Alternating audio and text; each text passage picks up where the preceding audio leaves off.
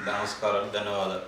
నేను రాజకీయంలో రావడానికి ఆనాడు పరిస్థితులు, టీడీపీ అంటే అభిమానం, కాంగ్రెస్ పార్టీ పేదలకు అండగా ఉండే పార్టీ, కాంగ్రెస్ విధానం, కాంగ్రెస్లో ఉన్న బడుగు బలహీన వర్గాలకు అండగా ఉండే పార్టీ కాంగ్రెస్ పార్టీ అని ఆ రోజు నమ్మి టీడీపీని వదిలి కాంగ్రెస్ పార్టీలో చేరడం జరిగింది. అదేవిధంగా స్ఫూర్తినిచ్చిన ప్రస్తుతం నల్లగొండ పార్లమెంట్ సభ్యులు పెద్దలు జానారెడ్డి కుమారుడైన కుందూరు రఘువీరారెడ్డి గారి ఆదర్శంగా తీసుకొని ఆయన భవిష్యత్తులో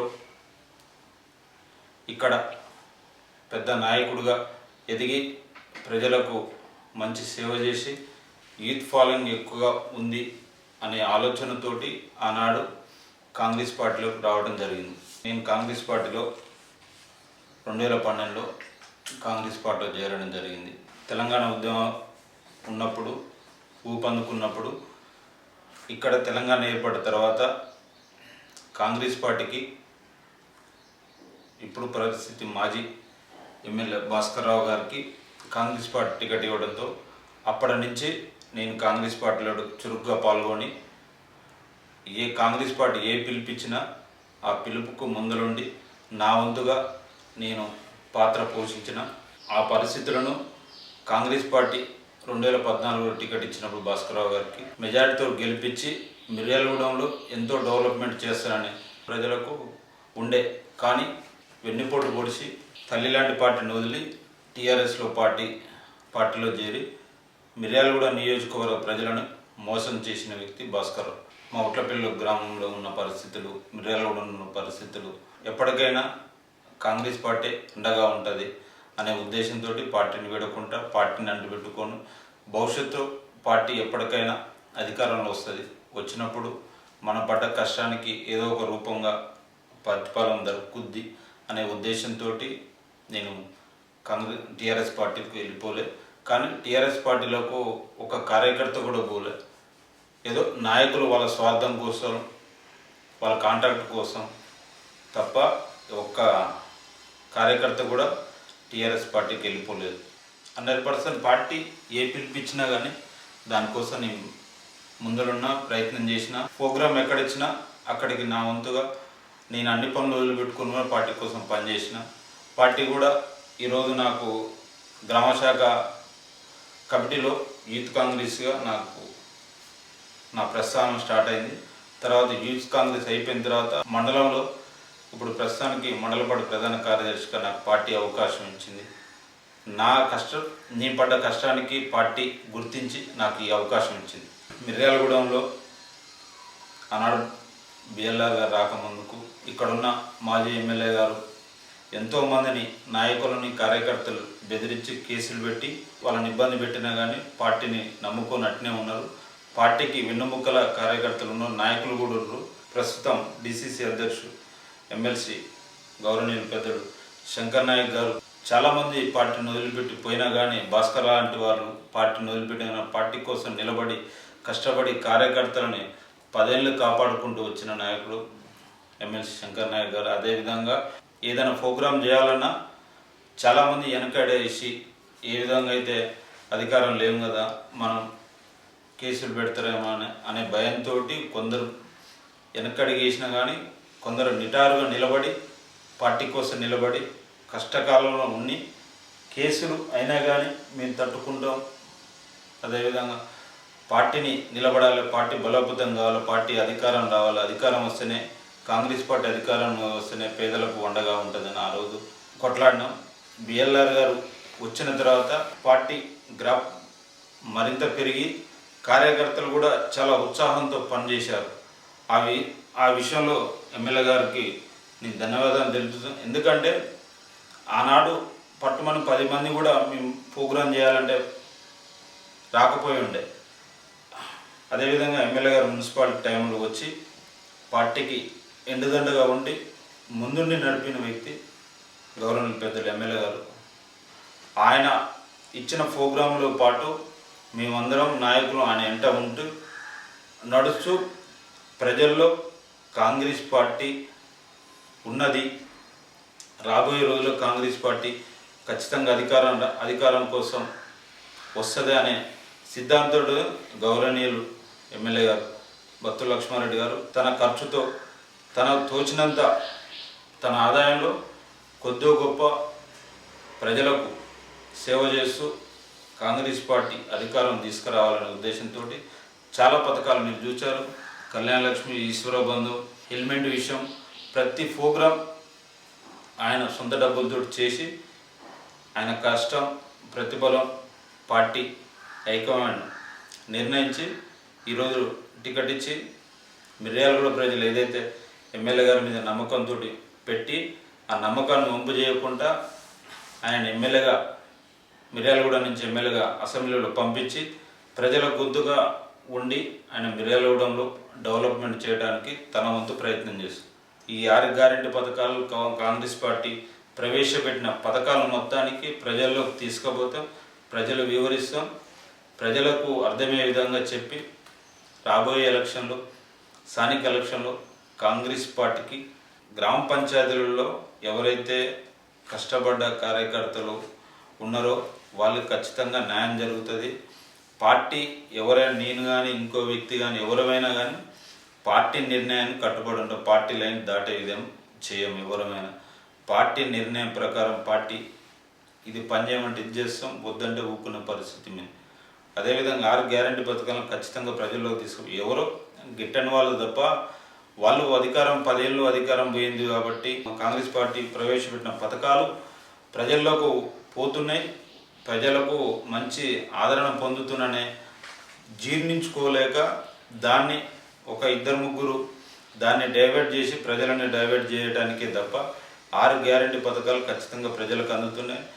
ఈరోజు చూస్తున్నామంటే దేశంలో ఎక్కడ లేని విధంగా సన్నబియ్యం ఒక తెలంగాణ రాష్ట్రంలో ఇస్తున్నాం. ఆ ఘనత కాంగ్రెస్ పార్టీ సీఎం రేవంత్ రెడ్డి. మా మేనిఫెస్టో లేదండి, సన్నబియ్యాన్ని మేనిఫెస్టో లేదు, అయినా కానీ ప్రజలకు ఉన్నత వర్గాలకు ఏ విధంగా అయితే 3 పూటలు అన్నం తింటున్నారో సామాన్య పేదవాడు కూడా కడుపు నిండా 3 పూటలు అన్నం తినాలనే ఉద్దేశంతో దృఢ సంకల్పంతో ప్రవేశపెట్టిన పథకం సన్నబియ్యం. అదేవిధంగా రైతులకు ఆనాడు 2004 నుంచి 2009 వరకు వైఎస్ రాజశేఖర రెడ్డి గారు సీఎంగా ఉన్నారు. ఆంధ్రప్రదేశ్ ఉమ్మడి ఆంధ్రప్రదేశ్గా కాంగ్రెస్ పార్టీ అధికారంలో వస్తే మేము రైతులకు 2 లక్షల రుణమాఫీ, కరెంటు ఉచితం అనే పథకాలు ప్రవేశపెట్టి కాంగ్రెస్ పార్టీ అధికారం రాగానే వెంటనే రాజశేఖర రెడ్డి గారు మొదటి సంతకం 2 లక్షల రుణమాఫీ పైన రైతుల మీద పెట్టి ఆ ఘనత ఆనాడు వైఎస్ రాజశేఖర రెడ్డికి దక్కింది. ఈనాడు కూడా ఈ ఘనత మేము కూడా 2023లో ఏదైతే మేనిఫెస్టో చెప్పామో ఆ మేనిఫెస్టో ప్రకారము అధికారం రాగానే 2 లక్షల రుణమాఫీ చేస్తామని చేసిన ఘనత సీఎం రేవంత్ రెడ్డి గారు. అదేవిధంగా 24 కరెంటు 2004లో వైఎస్ రాజశేఖర గారు ప్రవేశపెట్టారు. ఆ పథకాన్ని ఇప్పటి కూడా కొనసాగిస్తూ ఆ ఘనత కాంగ్రెస్ పార్టీ దక్కింది. పేదలకు అండగా ఉండే పార్టీ కాంగ్రెస్ పార్టీ ఇప్పటి నుంచి కదండి. కాంగ్రెస్ పార్టీ 1885లో స్టార్ట్ అయిన కానించి ఇప్పటికి కూడా నాడు వైఎస్ రాజశేఖర రెడ్డి గారు ప్రవేశపెట్టి ఇందిరమ్మ 1 రూమ్ ఇచ్చాడు. అందరు ఎంతమంది కట్టుకుంటారో అంతమందికి ఇల్లు శాంక్షన్ చేశారు. ఆనాడు ఆ ఘనత ఈనాడు సీఎం రేవంత్ రెడ్డి గారు ఇందిరమ్మ ఇళ్లలో 10 ఏళ్ల విషయంలో దళితులకు 3 ఎకరాలు భూమి ఇస్తానన్నాడు, దళిత బంధు ఇస్తానన్నాడు. ఆ 10 ఏళ్ళు కూడా ఎవరికి 3 ఎకరాల భూమి కానీ ఇల్లు కూడా డబుల్ బెడ్రూమ్ ఇల్లు ఇస్తానని ఏడ చెప్పలేదు. కాంగ్రెస్ పార్టీ అధికారం వచ్చిన తర్వాత ఇక్కడ గ్రామంలో చూడండి, ఇప్పుడు పోయి మీరు సర్వే చేసినా కానీ ఇందిరమ్మ ఇల్లు దగ్గర 70 నుంచి ఒక్కో గ్రామం 40, 50, 70 ఇల్లు మంజూరు చేసి పునాదులు స్టార్ట్ చేసి ఆ పేదవాళ్ళు కట్టుకున్నారు. 5 లక్షలు ఇస్తే ఇల్లు కట్టుకుంటారు, వాళ్ళు ఆర్థికంగా ఎదుగుతారు. ఈ ప్రభుత్వం ఇట్లా ప్రవేశపెట్టిన పథకాలు జనాలకు వెళ్ళిపోతుంది అనే ఉద్దేశంతో పథకాలన్నీ ప్రవేశపెట్టి ఇందిరమ్మ ఇళ్లలో చూడండి, మీరు ఎక్కడ పోయి ఇక్కడ సర్వే చేసినా మన మిర్యాలగూడెంలో కానీ దేశంలో మన తెలంగాణ జిల్లాలోకి పోయి మీరు చూడండి, ఇందిరమ్మ ఇల్లు 50% అయిపోయినాయి. మా ఊరు పరిస్థితి అదేవిధంగా పార్టీ నిర్ణయం, పెద్దలు గ్రామ పెద్దల నిర్ణయం, ఇక్కడున్న స్థానిక ఎమ్మెల్యే గారు, అదేవిధంగా ఎమ్మెల్సీ శంకర్ నాయక్ గారు, గవర్నర్ పెద్దలు నల్గొండ పార్లమెంట్ సభ్యుడు కుందూరు రఘువీరారెడ్డి గారు, వాళ్ళందరి నిర్ణయం ప్రకారం నేను పార్టీకి అవసరం ఉంటే ఖచ్చితంగా పార్టీ తీసుకొని ఖచ్చితంగా నువ్వు ఓ సర్పంచో వార్డు మెంబరో ఎంపీటీసో చేయాలని ఖచ్చితంగా పార్టీ ఆదేశిస్తే ఖచ్చితంగా చేస్తాను. నా సొంత నిర్ణయాలతో నేను పార్టీ ఏ నిర్ణయం తీసుకుంటే దానికి ఖచ్చితంగా కట్టుబడి ఉంటా. కాకపోతే గ్రామ పెద్దల నిర్ణయం ప్రకారం పనిచేస్తాం తప్ప వేరే విధంగా పనిచేయం. పార్టీ లైన్ దాటే పరిస్థితి లేదు. బీఆర్ఎస్ ప్రభుత్వం 10 ఏళ్ళు ఉన్నప్పుడు కూడా మా ఊరిలో కాంగ్రెస్ పార్టీ జెండా ఎగరవేసిన ఎక్కడ మిర్యాలగూడెంలో అన్ని టీఆర్ఎస్ పార్టీ సర్పంచ్ అభ్యర్థులు గెలిచినా కానీ ఇక్కడ ఉట్లపల్లిలో కాంగ్రెస్ పార్టీ జెండా ఎగరేసి, కాంగ్రెస్ పార్టీ అంటేనే ఉట్లపల్లి. కాంగ్రెస్ పార్టీ అంటే ఊళ్ళో చాలా బలంగా ఉన్నది, కార్యకర్తలు గట్టిగా ఉన్నారు, కార్యకర్తలు గట్టిగా పనిచేస్తారు, నాయకులు కూడా అదేవిధంగా ఎంతో ఉత్సాహంతో పనిచేస్తారు. ఎక్కడ చూడండి, ఇప్పుడు కాదు ఇంకా మీరు 10 ఏళ్ళకు కూడా మా ఉట్లపల్లిలో ఖచ్చితంగా కాంగ్రెస్ జెండా ఎగరేస్తే తప్ప వేరే పార్టీ ఎగరేది. 10 ఏళ్ళు కూడా టీఆర్ఎస్ వాళ్ళు చాలా ఇబ్బంది పెట్టారు మమ్మల్ని, మా నాయకులు, మా కార్యకర్తలు. అయినా కానీ మా కార్యకర్తలు సైనికులకు పనిచేసి 500 పైచుల గుర్తులు గెలిచి మిర్యాల నియోజకవర్గంలో సెకండ్ స్థానంలో ఉన్నాం. కాంగ్రెస్ పార్టీ నాకు ఏ బాధ్యత ఇచ్చినా దాన్ని సక్రమంగా నిర్వహిస్తా, పార్టీ ఆదేశాల ప్రకారం పనిచేస్తా. నేను విధేయుడిగా ఉంటూ కార్యక్రమాలు, పార్టీ పథకాలను ప్రజల్లో తీసుకుపోవడానికి నా వంతుగా ప్రయత్నం చేశా. మిర్యాలగూడెంలో 100% ఈ 10 ఏళ్ళలో అభివృద్ధి ఎక్కడ కూడా జరగలేదు. ఎక్కడ వేసిన కుంగడు ఎక్కడే ఉన్నది. ఇప్పుడు కాంగ్రెస్ పార్టీ అధికారంలోకి వచ్చిన తర్వాత మిర్యాలగూడెంలో ఎలా విధంగా అభివృద్ధి జరుగుతుందో ఆ డెవలప్మెంట్ కూడా ఇక్కడ మిర్యాలగూడెంలో అభివృద్ధి జరుగుతుంది.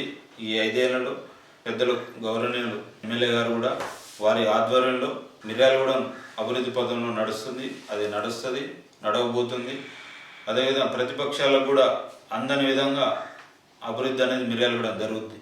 ఎంపీ గారు పార్లమెంట్లో కొట్లాడి అభివృద్ధికి ఫలాలు తేవడానికి, గవర్నర్ శంకర్ నాయక్ గారు శాసనమండలిలో మిర్యాలగూడెంలో అభివృద్ధి ఫలాలు తీసుకొచ్చడానికి తన వంతు కృషి చేయడానికి, మిర్యాలగూడెం ఎమ్మెల్యే గారు తన వంతు మిర్యాలగూడెంకి అభివృద్ధి ఫలాలు అందాలనేది ఆ ముగ్గురు ఒకే ముక్త కంఠంతో మిర్యాలగూడెంలో అటు మిర్యాలగూడ ఇటు నల్గొండ ఈ 2 కాన్స్టిట్యున్సీ అభివృద్ధి చెంది నల్గొండ డెవలప్మెంట్ కావడానికి వీళ్ళు ముగ్గురు పాత్ర ఖచ్చితంగా ఉంటుంది. వీళ్ళు ముగ్గురు పేర్లు చిరస్థాయిలో నిలిచిపోతారు. మిర్యాలగూడెంలో కని విని ఎరుగని అభివృద్ధి. మిర్యాలగూడెం కాన్స్టిట్యున్సీ ప్రజలు ఏ విధైతే కాంగ్రెస్ పార్టీ మీద నమ్మకం పెట్టి ఓటేశారు, ఆ నమ్మకానికి 2 ఇంతలుగా మిర్యాలగూడెంలో అభివృద్ధి చేయడానికి వాళ్ళ వంతు కృషి చేస్తున్నారు. ఈ అభివృద్ధి విషయంలో ఎన్ని ప్రతిపక్షాలు అటు బీజేపీ, టీఆర్ఎస్ వీళ్ళు ఎన్ని విమర్శలు చేసినా అభివృద్ధి విషయంలో కానీ మేము తగ్గేది ఉండదు. ఖచ్చితంగా అధికారులు కూడా ఈ అభివృద్ధిలో పరుగులు పెట్టించి మిర్యాలగూడ డెవలప్ చేయడానికి అటు మిర్యాలగూడ నాయకులతో పాటు ప్రజలను మన్నెల పొంది ఖచ్చితంగా మళ్ళీ రాబోయే రోజుల్లో మళ్ళీ 5 ఏళ్ళు కూడా కాంగ్రెస్ పార్టీ అధికారం ఉంటుంది. మిర్యాలగూడెం కాంగ్రెస్ పార్టీ జెండా ఎగరడానికి మేము, మా కార్యకర్తలు, నాయకులు అందరం ఆటూల్లో పనిచేస్తామని ఈ మీడియా ముఖంగా తెలియజేస్తున్నాం.